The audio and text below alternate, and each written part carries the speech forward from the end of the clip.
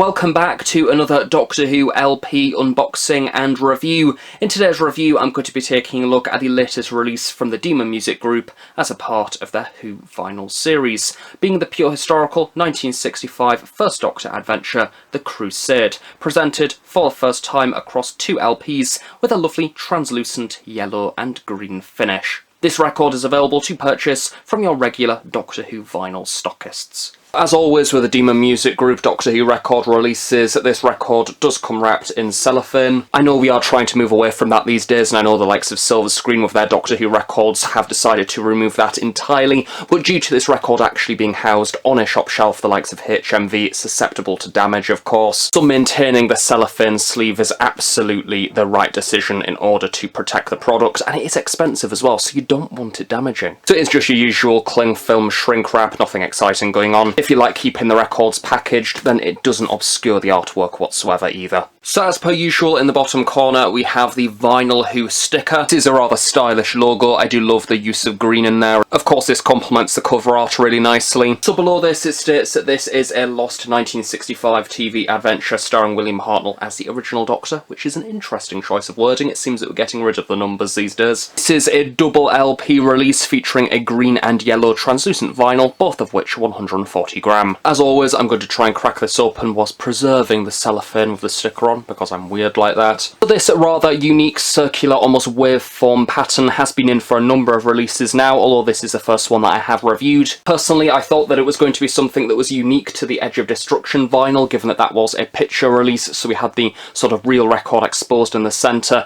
with the circles coming around the side. Yes, theoretically it does mean that we are seeing less of what's going on, which is specific to the story, with the rest of the side covered up with the darker blue. And cover art has less space to work with, and therefore it needs to be incredibly impressive and eye-catching. I think that this release definitely does that. Surrounding the central image we have this darker blue design. It's not as exciting as some of the previous releases. Darker blue almost fading into a black there around the corners. I suppose this does draw a lot of focus to that central image. Then we have this lovely lighter blue glow towards the top there, almost emanating from the central picture. Have the current Doctor Who logo, of course, which debuted with the 60th anniversary. Again, much like the background, this has a series of darker and lighter blues with that light grey outline. I don't think this stands out as much as it would on other Doctor Who releases, particularly because we already have this blue in the background going on. It might have been nice to have that embossed, although it works fine, and of course the BBC logo is present just above this. Progressing to the bottom of the image, this is certainly much darker with all the glowy stuff going on up above. This does, however, mean the smaller details stand out. I suppose in a way it looks like it's unveiling the story underneath. So at the bottom we have the title of the story being The Crusade, as well as stating that this is the original BBC TV soundtrack. Which, for those of you that don't know what that means, basically it is an audio recording of the TV episode. Of course, thankfully we still have that, with linking narration to explain all the visual things going on. With some luck this will make the episode easier to understand from the listener experience. Of course, initially intended to be a visual drama, sadly that can no longer be the case. And especially in the case of pure historicals, the linking narration can really help, because often these episodes rely on lots of dialogue, lots of support characters, and that can be rather confusing, especially in the likes of The Massacre. So the main focal point of the artwork, drawing in all of the attention, is this wonderful eagle. He is perched on the hand of one of the rather mysterious figures. I love the way that the shades of blue have been incorporated into the lighter and darker greens, giving this lovely feathered texturing. Great use of the darker blacks as well, casting this brilliant shadow. And he looks rather serious, doesn't he? Very ominous and threatening. So off to the sides of the artwork we have these two mysterious figures, one of which you can barely see. The other has some armour as well as wielding a sword.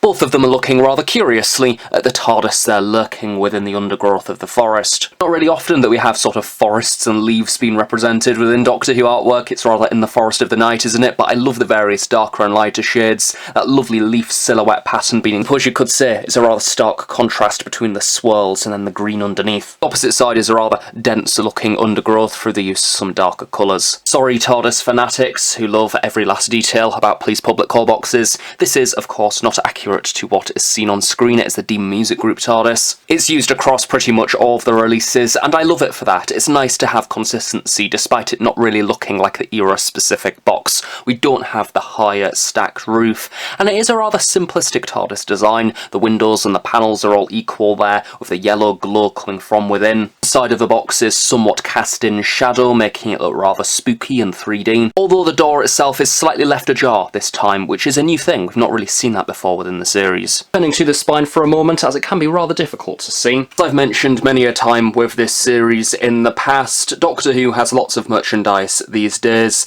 and this stands out. It's nice to have an artwork which doesn't use the same basic elements. The Doctor, his companions, the flow of the story. This is something a bit new, and the only thing that's somewhat recognisable is the TARDIS. I can also appreciate that this specific art style will not be to everyone's tastes, and if so, then this product probably isn't for you. We do indeed have the Doctor Who logo, the title of the story, the Demon Music Group production coding towards the bottom. Turning around to the back now, the lovely green and blue design continues. So at the top of the sleeve we have a few story details. The individual LPs are listed, as well as a description of the contents. We'll be exploring this further with the record sleeves. Again, we have a few credits towards the top. We have a few credits for this release in particular. Once again, we have Dare Creative on the design and layout with illustrations by Sam Goddard. And what is a really lovely inclusion, of course, sadly, recently William Russel, who played Ian Chesterton, passed away, and this release has been specifically dedicated to him, which of course he appears within the story, so it's fitting,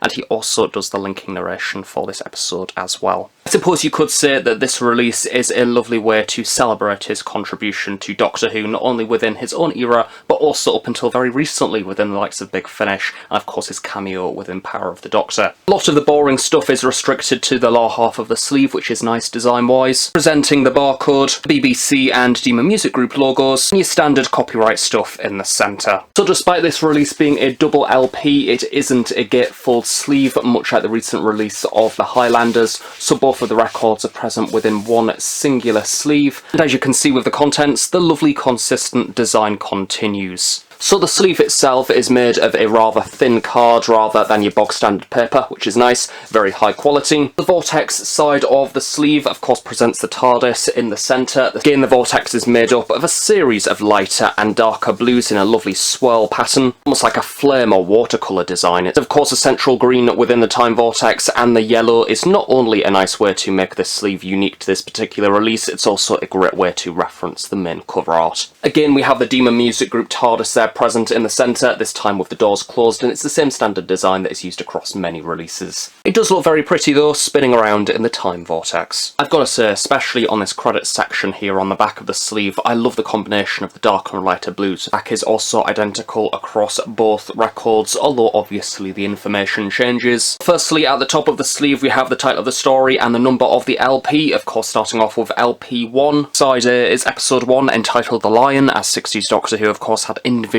titles for each part, and below this rather nicely we have the broadcast date. The same format is also repeated for episode 2, The Night of Jaffa. As for the second LP, side C is The Wheel of Fortune, episode 3, and concluding the story with side D, episode 4, The Warlords. This is a partially missing Doctor Who story, so episode 2 and 4 missing, but episode 1, The Lion, and episode 3, The Wheel of Fortune do exist. When it comes to me actually experiencing this story for the first time, what I will probably do is actually watch the existing episodes and then use the record to fill in the gaps with the telesnap reconstruction as a visual aid. Below the title we have the casting credits for the story. This is meant to mimic the old Radio Times listings, so this has been formatted in a rather traditional fashion with a brief synopsis at the top, the main casting credits, of course the Doctor and his companions, then have the more generic standard casting credits for the rest of the characters within the story. And finishing off we have a few production credits. As you would expect, due to it being a 4-parter, the casting credits are generally the same throughout all 4 episodes. There may be the odd new addition here and there. Overall it's rather minimalist, but it's effective. I know I have said in the past that maybe it would be nice to have a few telesnaps down the side or a little bit of information about the story due to it being missing,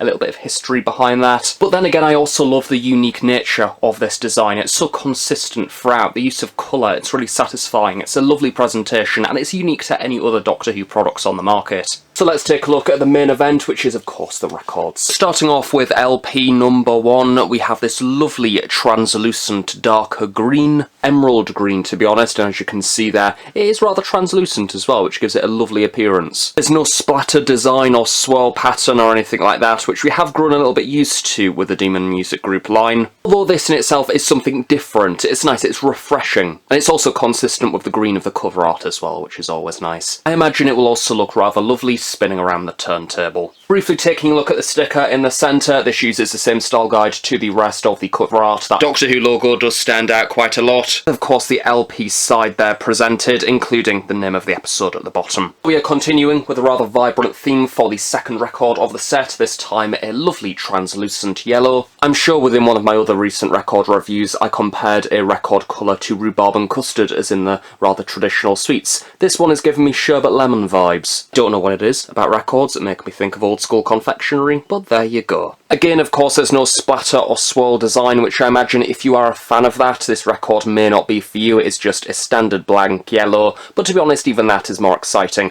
than just your usual blank black records. And again, of course, the usual record details are presented within the centre. So there we go, that's the two records of the set. Again, satisfyingly consistent with the cover art. I don't think that we've had vibrant yellow and green so far within the series. I'm sure they must be running out of colours by this point, but they're a nice addition to the collection.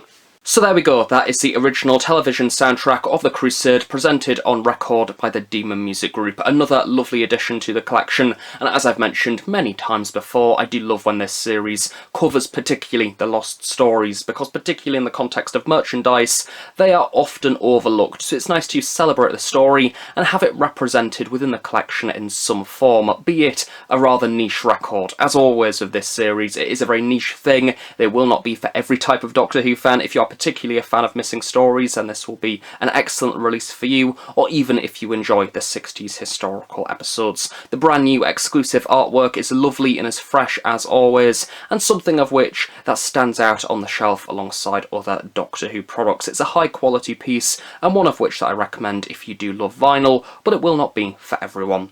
So thank you for watching this review, I really hope you've enjoyed it. Do of course stay tuned on The Host Productions for regular reviews of the latest Doctor Who merchandise. Have a nice day, I shall see you all next time.